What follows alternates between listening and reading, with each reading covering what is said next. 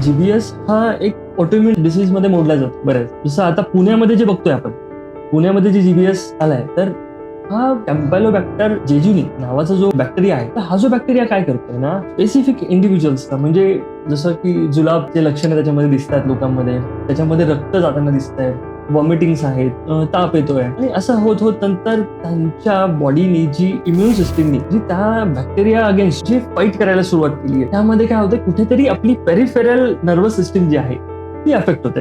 पण आता काय होतं की ज्या वेळेस तुमची बॉडी फाईट करायला लागते, त्या बॅक्टेरियाला मारता मारता ती स्वतः तुमच्या नसांना पण ती खराब करायला लागते, तुमच्या नर्वस सिस्टीमवर पण अटॅक करते. जो खालचा भाग आहे, कमरेपासून ते खालचा भाग, हा पूर्णतः वीक पडून जातो. म्हणजे त्याच्यामध्ये चालणं बोलणं हे पॅरालिसिसचे लक्षणं दिसतात.